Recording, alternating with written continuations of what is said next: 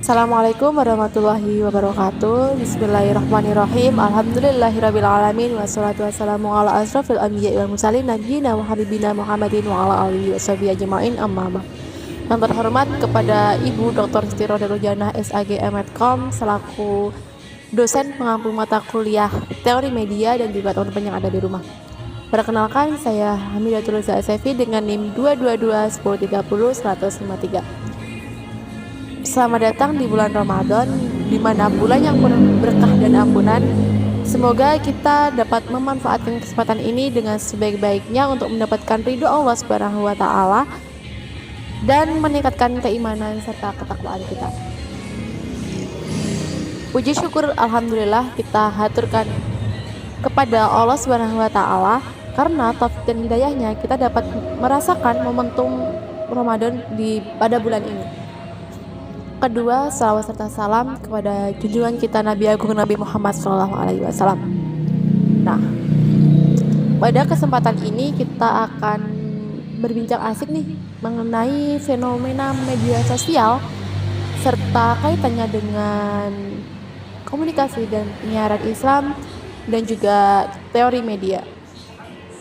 Fenomena sosial yang akan kita bahas kali ini itu tentang fenomena media sosial di mana warganet di media sosial ramai memberikan julukan baru kepada Agnes Gracia karena dianggap sebagai biang kerok penganiayaan.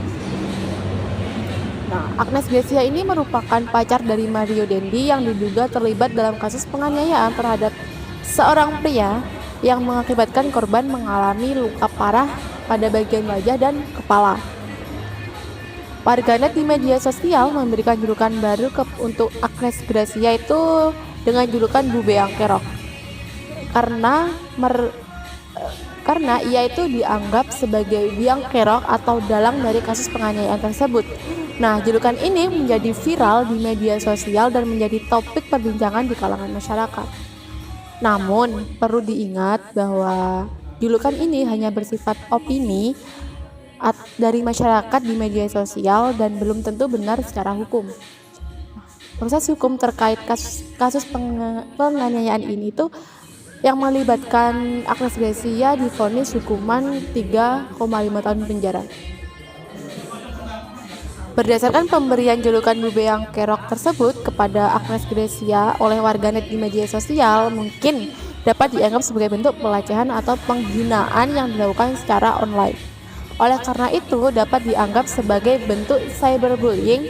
Nah, dalam menganalisis fenomena tersebut, kita bisa menggunakan beberapa teori yang dapat digunakan.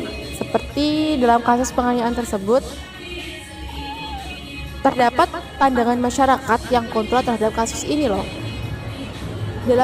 Dalam hal ini, teori framing dapat digunakan untuk menganalisis bagaimana media memberikan framing yang mungkin mendukung atau menentang pandangan kontra tersebut. Misalnya, media dapat memberikan framing yang menekankan pada aspek kejahatan yang dilakukan oleh Agnes Gracia dan Mario, sehingga memperkuat pandangan kontra bahwa mereka pantas dihukum secara pidana maupun sosial. Sebagai mahasiswa jurusan komunikasi dan penyiaran Islam, kita perlu mempertimbangkan nilai-nilai etika, jurnalistik, dan keagamaan terkait dengan kasus penganiayaan yang diduga dilakukan oleh Agnes Gracia dan Mario. Kita juga harus memperhatikan peran media dalam memberikan informasi yang akurat dan tidak memperkuat prasangka masyarakat terhadap individu atau kelompok tertentu loh. Nah, dalam hal ini kita dapat belajar tentang teori framing dan juga media literasi untuk mengembangkan keterampilan kritis dalam mengonsumsi informasi dari media. Kasus penganiayaan yang dilakukan oleh Agnes Gracia dan Mario menunjukkan pentingnya peran media dalam memberikan informasi yang benar dan tidak memihak. Nah, kita bisa menggunakan teori framing dan media literasi untuk memahami bagaimana media membingkai kasus ini dan untuk meningkatkan kemampuan kita dalam memilih informasi dari media.